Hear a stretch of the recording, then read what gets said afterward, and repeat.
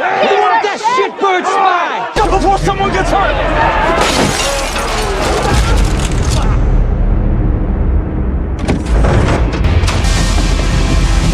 Which one of you wants an extra hole in your head? Hey, let's light him up like a firework! Bitch. Move!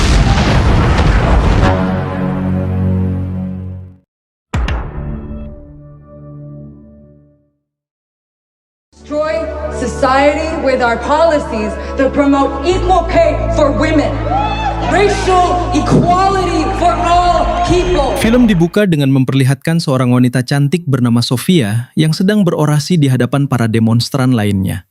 Di depan Gedung Putih, Sofia meneriakkan bahwa rakyat Amerika butuh pemerintahan yang adil, bersih, tanpa korupsi. Kemudian di tengah keramaian muncul seorang pria yang terlihat sangat mengagumi keberanian Sofia tersebut. What do we say? The leaders of the United States government.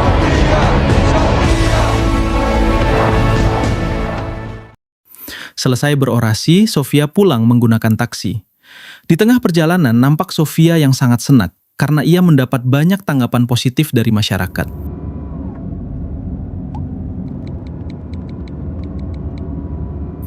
Namun saat ia turun dari taksi, hal tak terduga pun terjadi dan tiba-tiba, akibat ditabrak oleh mobil tersebut, Sofia harus meregang nyawa. Keesokan harinya, kita diperkenalkan dengan seorang pria yang bernama Travis Block. Diketahui Travis ini adalah seorang FBI yang sangat hebat, cerdas, dan tidak sombong.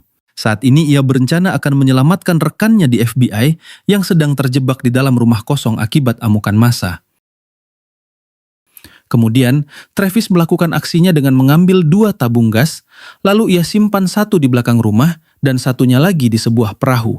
Selanjutnya, Travis meledakkan kedua tabung gas itu yang membuat ledakan cukup besar.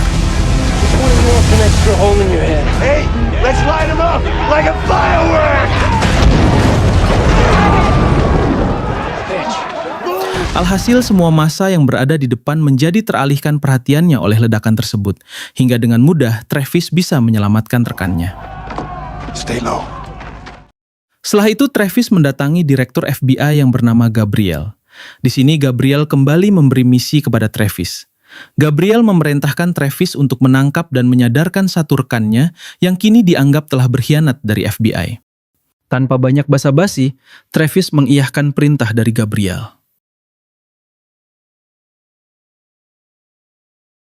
Sebelum menjalankan misinya, Travis terlebih dahulu menghadiri pesta ulang tahun cucunya. Di sela-sela pesta, Travis curhat kepada anaknya yang bernama Amanda dengan mengatakan bahwa ia ingin segera berhenti dari pekerjaannya itu. Travis sadar kalau sekarang usianya sudah tidak muda lagi, jadi tidak cocok untuk mengerjakan semua misi-misi berbahaya. Di sini terungkap juga kalau Travis memiliki penyakit paranoid yang membuatnya selalu khawatir dan waspada. Sampai-sampai Travis menghadiahi cucunya sebuah alat kejut listrik untuk berjaga-jaga saat dirinya tak bersama mereka. You're welcome, sweetie. Dad, is that a dig at my love life? Look, I wasn't a great husband or father, and I can't unwind that. Di tempat lain kita diperkenalkan dengan seorang jurnalis cerdas bernama Mira ini orangnya. Di sini Mira berasumsi bahwa kematian Sofia kemarin bukanlah kecelakaan biasa, melainkan sengaja dihabisi karena orasinya kemarin yang terus menyinggung pemerintahan. Adegan berpindah kepada seorang pria yang tengah minum abok di dalam mobilnya, dan diketahui pria tersebut bernama Dusty. Diketahui Dusty ini adalah seorang pria yang di awal film yang tiba-tiba muncul saat demo dipimpin oleh Sofia. Kemudian ia dikepung oleh polisi yang sedang berpatroli, karena Dusty diketahui membawa narkoboy dan pistol. Gun! Put your hands up! Look, I can explain. Let's go! Put your hands out the window! Step out of the vehicle! Saat keluar, Dusty malah melawan para polisi itu.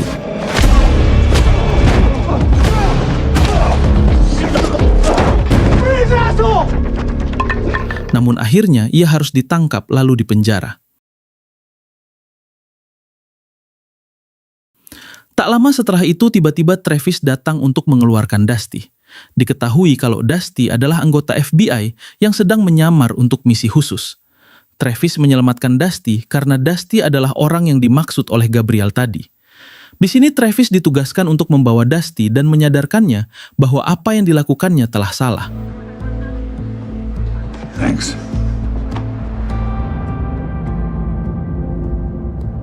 Di sepanjang jalan, Travis terus mencoba menyadarkan Dusty.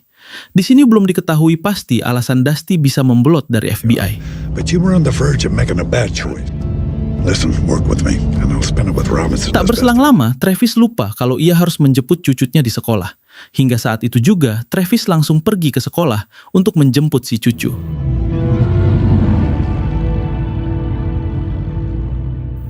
Saat Travis bertemu cucunya, ia meninggalkan Dusty sendiri di dalam mobil dalam kondisi tangan terborgol.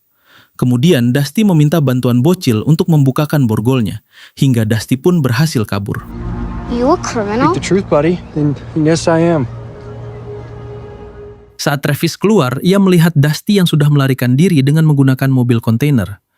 Travis mencoba mengejarnya hingga terjadilah aksi kejar-kejaran.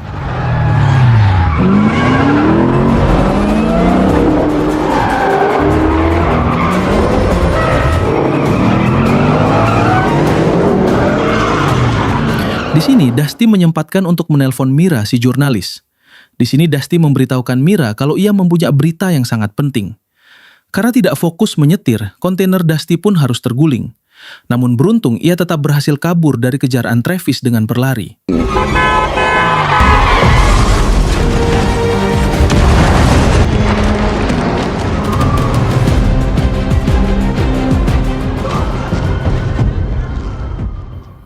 Setelah itu, Travis mendatangi Gabriel. Di sini Gabriel terlihat kecewa karena Travis gagal menangkap Dusty. Lalu Travis menjelaskan kalau ia sudah terlalu tua untuk menjalankan semua misinya. Travis meminta untuk berhenti saja dari pekerjaan. Namun sayang, Gabriel menolak permintaan Travis. I'll tell you what. Oh, with your granddaughter. Di tempat lain terlihat Mira yang sedang meminta izin kepada atasannya untuk bertemu dengan Dusty. Karena Mira yakin Dusty pasti mempunyai informasi yang sangat penting. Was mowed down in a hit and run. The SUV had no plates. The rideshare driver was using a fake name. That's sketchy. No.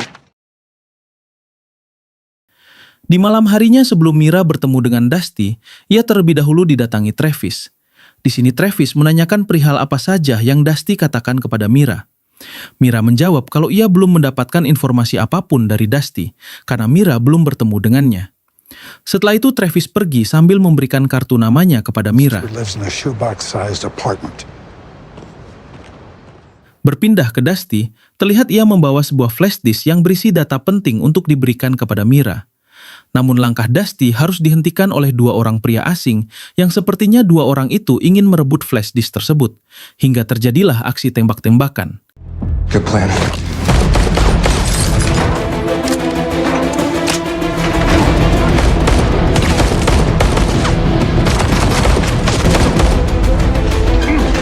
Di sini Dusty berhasil lolos dari mereka meski ia harus tertembak di perutnya.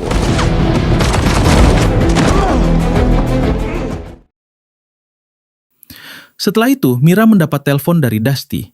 Ia meminta Mira untuk segera menemuinya di suatu tempat. Tak banyak bicara, Mira langsung berangkat untuk menemui Dusty. Saat di perjalanan, Travis tak sengaja melihat Mira yang kemudian Travis mengikuti Mira secara diam-diam.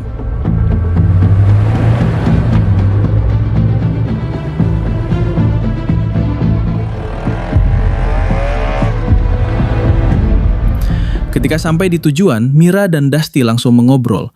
Namun di tengah obrolannya, Dusty melihat Travis yang sedang memperhatikan dari kejauhan. Dusty pun langsung kabur untuk menghindari Travis, sehingga terjadi lagi aksi kejar-kejaran.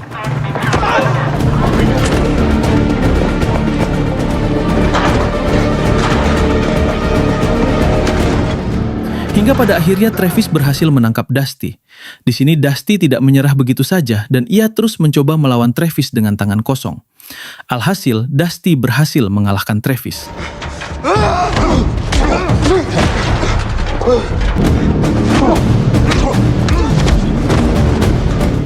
Saat Dusty akan pergi, Travis kembali mencoba menyadarkan Dusty bahwa jalan yang ia tempuh telah salah.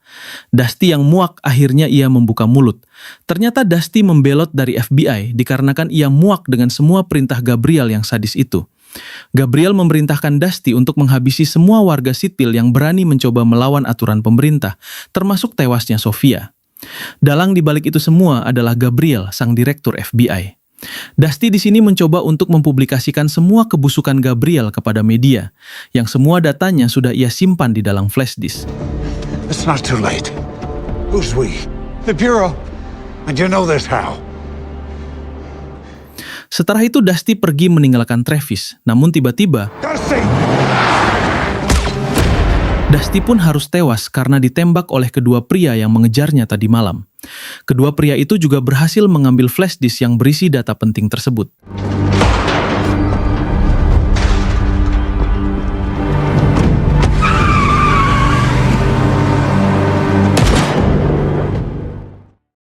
Setelah itu Dusty dimakamkan sebagai anggota FBI yang telah gugur ketika menjalankan misinya. Kemudian Gabriel menghampiri Travis. Di sini ia meminta Travis agar tetap fokus dan untuk masalah Dusty sebaiknya Travis lupakan saja. Kemudian Travis mendatangi Mira. Travis menanyakan informasi apa saja yang Dusty berikan kepada Mira. Dari hasil catatan Mira, Dusty baru menulis sedikit informasi yang bertuliskan adanya operasi Unity atau disebut operasi U. Hingga Travis dapat menyimpulkan kalau itu adalah operasi rahasia busuk agen FBI yang diperintah langsung oleh Gabriel. Operasi tersebut yaitu untuk menghabisi siapa saja yang berani melawan aturan pemerintah. Tak lama kemudian, Travis mendatangi Gabriel. Ia menanyakan kebenaran soal operasi Unity yang telah menewaskan warga sipil dan tewasnya Dusty. Gabriel di sini malah membentak Travis karena dianggap tidak sopan menanyakan perihal itu. Namun Travis malah balik marah dan memutuskan untuk berhenti bekerja pada saat itu juga. Di sini Gabriel mengancam Travis untuk tidak bermacam-macam dengannya jika keluarganya ingin selamat. Jesus. Oh, you have a short memory, Travis. Berpindah kepada atasan Mira si jurnalis yang hendak pulang, namun saat di perjalanan ia terus diikuti oleh satu mobil di belakangnya. Karena merasa terganggu, si atasan menancap gas, namun hal itu membuat mobilnya menabrak.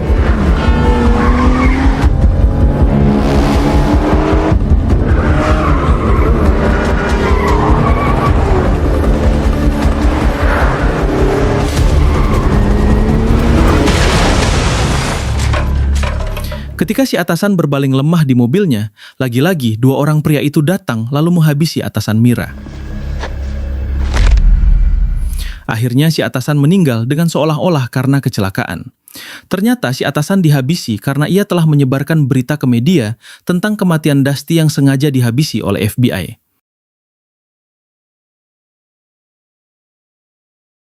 Di sisi lain, Travis terlihat sedang melacak keberadaan Amanda, putrinya dan cucunya karena telah menghilang. Travis pun berusaha mencarinya ke rumah sakit tempat Amanda bekerja dan ke sekolahan cucunya. Hingga Travis mendapat kabar kalau Amanda dan si cucu dikabarkan telah pindah beberapa hari yang lalu. Travis langsung berpikir kalau ini pasti ulah Gabriel dan ia memutuskan untuk mendatanginya. Setelah bertemu Gabriel, Travis langsung menanyakan keberadaan Amanda dan cucunya sekarang. Namun Gabriel hanya menjawab tidak tahu menahu tentang hal tersebut. Hingga Travis nekat mengancam keselamatannya jika terbukti Gabriel yang melakukan hal tersebut. Excuse me. Kemudian di sini terungkap, ternyata dua orang pria yang telah menghabisi Sofia, Dusty, dan atasan Mira adalah orang suruhan Gabriel. Bahkan mereka juga adalah anggota FBI. Mereka ditugaskan oleh Gabriel untuk menjalankan misi operasi Unity, yang mana misi itu adalah untuk melenyapkan siapa saja yang berani memberikan ancaman atau menentang pada sistem pemerintahan.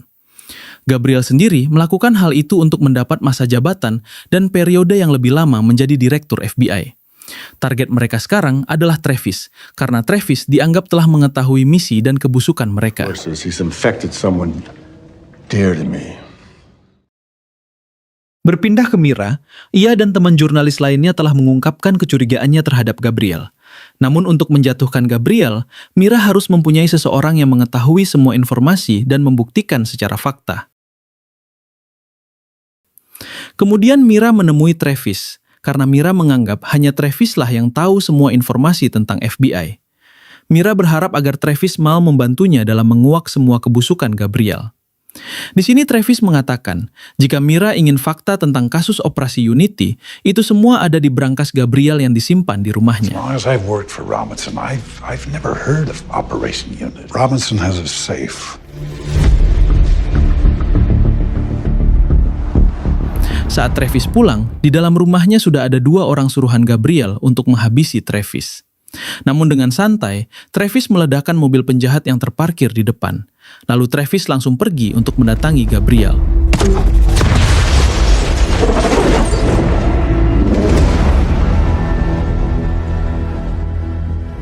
Sesampainya di sana, Travis menodongkan pistol. Travis meminta semua data tentang operasi Unity kepada Gabriel. Saat Travis sedang memindahkan data itu, Gabriel berhasil kabur keluar. Gabriel langsung memanggil anak buahnya untuk segera menghabisi Travis. Travis yang mengetahui dirinya akan diserang, ia mencoba merakit alat yang ada di sekitarnya untuk dijadikan senjata. Dari mulai memindahkan lilin di dekatnya untuk mengelabui para musuh, lalu ia mematahkan pipa saluran air yang membuat air itu menggenangi seluruh lantai. Kemudian ia mematikan lampu seisi rumah dan pertempuran pun terjadi.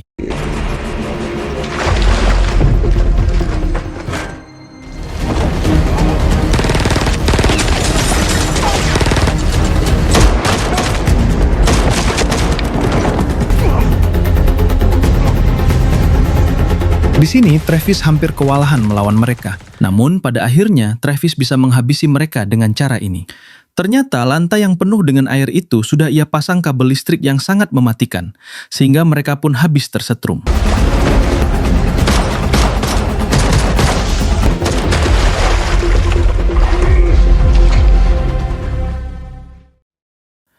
Keesokan harinya, Travis terbangun dengan bekas luka akibat pertarungan semalam.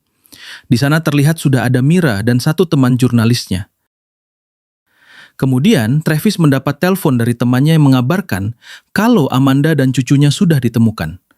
Ternyata, mereka sengaja disembunyikan oleh Gabriel dan sekarang mereka sudah aman. Lalu Mira dan temannya akan membuka harddisk yang berhasil Travis ambil dari Gabriel semalam.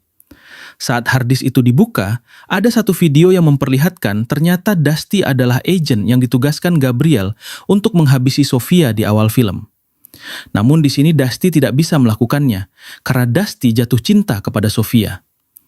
Gabriel yang takut semua kebusukannya terbongkar, akhirnya memerintah kedua agen YG lain untuk menghabisi Sofia, Dusty, dan atasan Mira. They were in love. I feel sick. Setelah itu, Travis kembali mendatangi Gabriel. Di sini Travis menyamar menjadi supir pribadi Gabriel. Hingga saat di tengah perjalanan, Travis tak bisa menahan emosinya dan langsung mencekik Gabriel. Travis meminta Gabriel untuk segera mengakui semua kebusukannya kepada publik.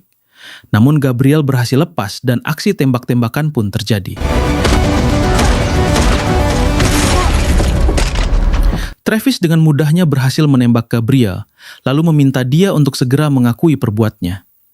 Gabriel yang sudah tak bisa apa-apa, akhirnya ia menyerah dan akan mengakui semua perbuatannya kepada publik dan media. There is no chance in hell I am in. We'll do it your way. I'll clean your record. Selang beberapa saat, diperlihatkan Travis menjemput Amanda dan cucunya di tempat perlindungan. Kemudian diperlihatkan juga berita tentang Gabriel yang kini telah ditangkap dan akan dihukum atas segala perbuatan yang telah ia lakukan. Setelah itu, Travis menghubungi Mira untuk berterima kasih karena telah membantunya dan film pun tamat. What do you think? Very thorough. Article's good. Thank you for everything. I couldn't have done it without you. Thank you. You're welcome. Take care, Mira. You too.